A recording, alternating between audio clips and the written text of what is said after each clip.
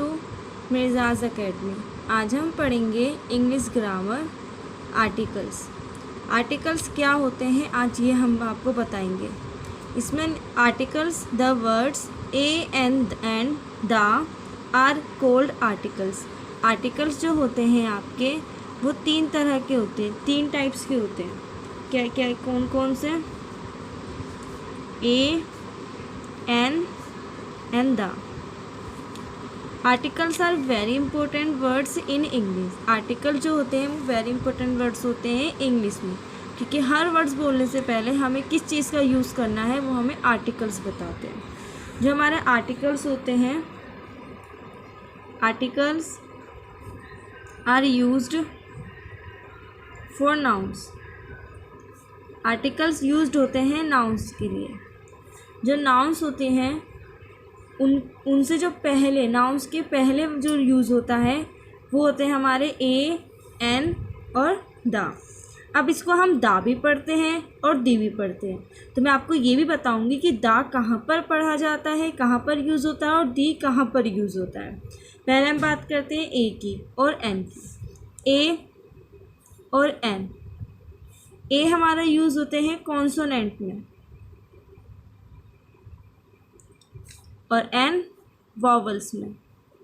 ये को आपको पता ही है। अल्फ़ाबेट जो होते हैं हमारे, alphabets means A to Z, ये हमारे कितने होते हैं? ये हमारे टोटल 26 होते हैं। 26 में से 5 हमारे वॉवल्स होते हैं, 5 हमारे वॉवल्स होते हैं और 21 हमारे कॉन्सोनेंट्स होते हैं। वॉवल्स कौन कौन से होते हैं? जो ए, ई, आई, ओ, यू जो होते हैं वो हमारे वॉवल्स होते हैं, और जो सब बच्चे हमारे वो हमारे कॉन्सोनेंट में आ जाते हैं। अब हमें इनके साउंड्स देखने हैं। हमें ये नहीं कि अगर हमारा वर्ड कहीं से, जैसे हमारा मान लो अम्ब्रेला,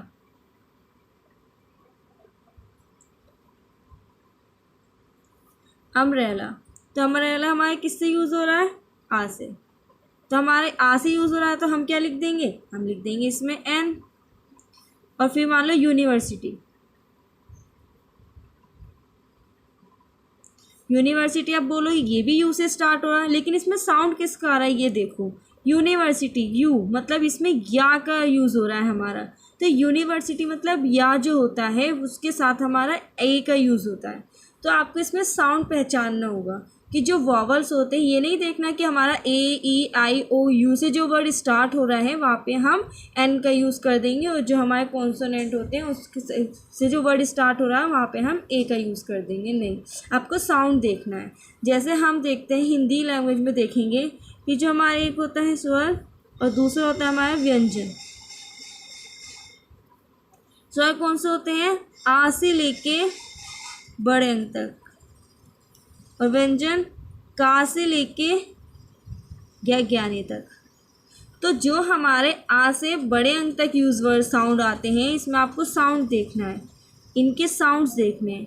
तो ये वर्ड से तो हो ए, ई, आई, ओ, यू, लेकिन ये भी देखना है कि ये जो वर्ड हम बोल रहे हैं ये साउंड इसका ये इनसे आ रहा है या कहीं और से आ रहा है। तो ये अम्ब्रेला, अम्ब्रेला में आ से आ रहा है, तो ये हमें पता चल गया आ मतलब इसमें भी आता है और ए से, यू से भी यूज़ हो रहा है, तो इसमें हमारा एन हो गया।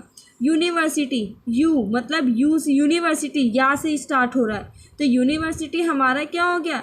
लिखा तो यू से जा रहा है, लेकिन इसमें आ कौन सा रहा है? व्यंजन। तो इसमें हमारे किसका यूज़ हो जाएगा? ए का। जैसे यूनिटी,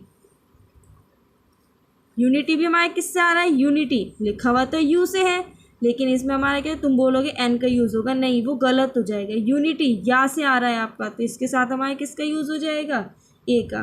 तो आपको साउंड पहचानने हैं कि वॉवल्स हमारे ए, ई, आई, ओ, यू होते हैं, लेकिन जिनका साउंड आ से लेके अन तक होता है वो हमारा होता है, उसके आगे हमारा एन का यूज़ होगा। और जो हमारे क्या का से लेके ज्ञानी तक साउंड आते हैं, कॉन्सोनेंट्स होते हैं, उनके साथ हमारा ए का यूज़ होता है। तो कॉन्सोनेंट और वॉवल्स में आपको समझ में आया ए हमारा कहाँ यूज़ होगा, एन कहाँ यूज़ होगा। और जो हमारे ए और एन होते हैं ये हमारे काउंटेबल्स होते हैं। काउंटेबल्स कौन से होते हैं? काउंटेबल्स वो होती है जिस चीज़ों को हम काउंट कर सकते हैं या गिन कर सकते हैं, गिन सकते हैं, तो उनके साथ हमारा ए और एन का यूज़ हो जाता है। और जिनको हम गिन नहीं सकते उसको बोलते हैं अनकाउंटेबल्स। तो ये हमारा ए और एन वहाँ यूज़ होता है जिन चीज़ों को हम काउंट कर सकते हैं या फिर जो चीज़ें सिंगुलर हो, ठीक है, उसमें हमारा क्या होता है? उसमें हमारा ए और एन का यूज़ होता है। अब जैसे हमने बोल दिया एप्पल और दूसरा बोल देते हैं हम बिग एप्पल, ठीक है। तो एप्पल ए से स्टार्ट हो रहा है, एप्पल आर की आवाज़ आ रही है तो इसका हमें पता चल गया इसके साथ हमारा एन का यूज़ होगा, एन एप्पल, क्योंकि इसका साउंड जो आ रहा है वो आ रहा है। तो ए से भी स्टार्ट हो रहा है तो ये हमारा क्या होगा? An apple.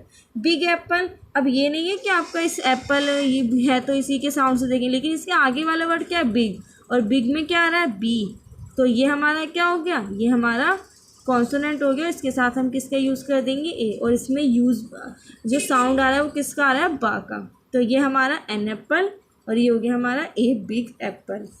जैसे फिर यूनिट, यूनिट के साथ क्या यूज़ होगा? यूनिट, यूनिट, देखो किसकी आवाज़ आ रही है? यूनिट, तो हमारे इसमें यू की आवाज़ आ रही है। अब यूनिट या की आवाज़ आ रही है लेकिन लिखा हुआ यू है, तो इसके साथ हमें क्या यूज़ करना है? इसके साथ हमें ए का यूज़ करना है। टॉय, ये तो आपको समझ में आ गया। टॉय, टी, टा से आवाज़ आ रही है और टी से स्टार्ट हो रहा है, कॉन्सोनेंट है, तो यहाँ पे हमारा ए का यूज़ हो गया। फिर अनॉन, ठीक है, इसमें भी आ का साउंड हो रहा है तो इसमें हमारा क्या लग जाएगा? बताओ, इसमें हमारा एन का यूज़ होगा क्योंकि हमारा यू तो लिखा हुआ लेकिन पढ़ते क्या है इसको? अनोन। और नॉइज़, नॉइज़ हमारा एन हो गया, तो नॉइज़ में हमारा पता चल गया हमारा ए का यूज़ होगा। तो ए और एन कहाँ यूज़ होगा वो आपको समझ में आया।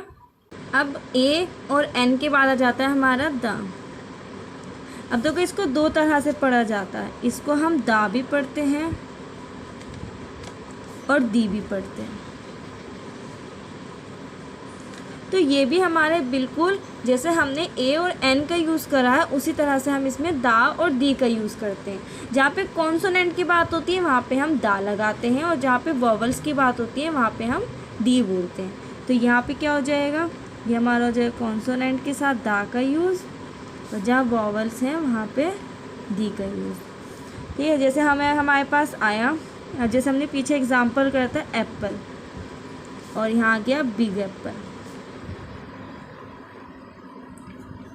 ठीक है, तो इसके साथ हमारा क्या लग जाएगा? दी एप्पल और यहाँ लिख देंगे हम द बिग एप्पल। तो इसको कैसे पढ़ेंगे? दी एप्पल, इसको पढ़ेंगे द बिग एप्पल। जैसे आपने मूवीज़ में देखा होगा लास्ट में लिखा आता है ऐसे, तो इसको क्या पढ़ेंगे? इसमें ई है हमारा वॉवल से, तो इसको क्या पढ़ेंगे? दी एंड। तो हमारा क्या हो गया? दी एंड हो गया। तो इस तरीके से हम इसमें पढ़ते हैं। तो लेकिन ए एन और द का कहाँ कहाँ यूज़ होगा? ए का हमें पता है कॉन्सोनेंट में हो गया, एन का भी हमें पता है, सॉरी ए का कॉन्सोनेंट में हो गया, हाँ, और दी का हमारा वॉवल्स में हो गया। और दा का कहाँ यूज़ होता है? दा का वहाँ यूज़ होता है जब हम किसी स्पेसिफिक चीज़ की बात करते हैं। जैसे कि मैंने बोला कि मेरे पास एक पेन है जो मुझे बहुत पसंद है, तो जो मेरे पास पेन है और मुझे बहुत पसंद है तो वो एक स्पेसिफिक चीज़ हो गई क्योंकि उसके बारे में मुझे पता भी है। या फिर तुम बोलोगे कि मैंने आज एक आदमी को देखा, तो जिस आदमी को देखा तो वो आदमी जो हो गया हमारा, वो हमारा आम आदमी है, हमें नहीं पता कौन है क्या है, लेकिन अगर उसके बारे में बोले वो आदमी रो रहा था या वो आदमी हंस रहा था, मैंने एक आदमी को देखा वो आदमी हंस रहा था, तो मैंने एक आदमी को जब देखा तो वो हमारे लिए आम आदमी था, लेकिन जब मैंने उसके बारे में कुछ बताया तो वो एक स्पेसिफिक चीज़ होगी कि हाँ मुझे उसके बारे में पता है। या फिर पेन का ही ले लेते हैं, जैसे हम एग्ज़ाम्पल लिखते हैं दिस इज़ द पेन और लिखते हैं दिस इज़ ए पेन, तो this is the pen, this is a pen. तो ये जो द पेन और दी पेन है, देखो ये दोनों सेंटेंस बिल्कुल सही लिखे हैं, लेकिन इसमें क्या है, हमने ए और द का यूज़ क्यों किया? जब मुझे पता है कि मेरे लिए पेन बहुत ज़्यादा स्पेशल और मैं इस पेन को नहीं खो सकती, या ये मुझे किसी ने गिफ्ट करा है, तो वहाँ पे मेरे लिए वो स्पेसिफिक हो गया कि मैं उसके बारे में जानती हूँ और वो मेरे लिए है, तो वो हमारा क्या स्पेसिफिक हो गया, तो मैंने उसकी जगह दा लगा दिया। लेकिन मेरे पास ये एक पेन है जिसका मैं यूज़ कर रही हूँ इसको लिखने के लिए, तो सिर्फ एक पेन है, तो इसका कोई वो नहीं है, सिर्फ हाँ ये एक पेन है, नॉर्मल पेन है, तो इसके लिए हमने ए का यूज़ कर दिया। जैसे मैंने बताया, हम इस तरीके से हम दा और ए का देखते हैं। तो हम ये लिख सकते हैं कि ए और एन का यूज़ कहाँ होगा, फॉर नॉन स्पेसिफिक थिंग्स या पर्सन। ठीक है, आया आपको समझ में कि मैंने उस आदमी को देखा, तो वो एक आम आदमी था, लेकिन मैंने जब उसके बारे में बताया तो मैं उसे जान गई, वो चीज़ मेरे लिए स्पेसिफिक हो गई, मैं उसको जान चुकी हूँ, तो मैंने उसके बारे में बता दिया। ऐसे ही पेन, जो पेन मेरे लिए नॉर्मल है, जो मुझे ऐसे ही मिला है, तो वो हमारे लिए ए पेन हो गया, लेकिन जो मेरे लिए पेन बहुत ज़्यादा खास है, तो वो हमारे किस लिए आ गया, द पेन हो गया।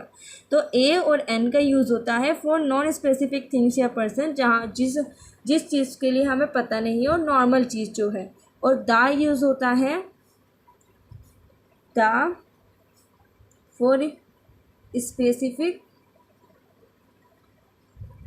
Things and person. ठीक है, अब हम देखेंगे कि दा का यूज़ कहाँ कहाँ होता है। तो दा हम कहाँ कहाँ यूज़ करते हैं। पहला, हम दा का यूज़ जो है वो हम करते हैं किसी भी हॉली बुक्स के साथ। तो इसका यूज़ कहाँ पे करते हैं, किसी भी हॉली बुक्स के साथ, जैसे कि हमारी हो जाएगी द रामायण,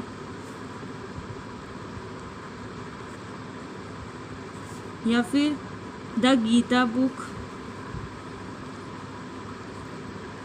इस तरीके से हमारा दा का इस हॉली बुक्स में यूज़ होता है। दूसरा हम यूज़ करते हैं न्यूज़पेपर में,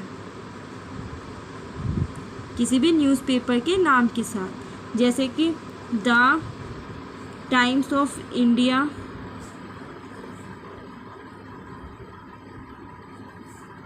द हिंदुस्तान टाइम्स,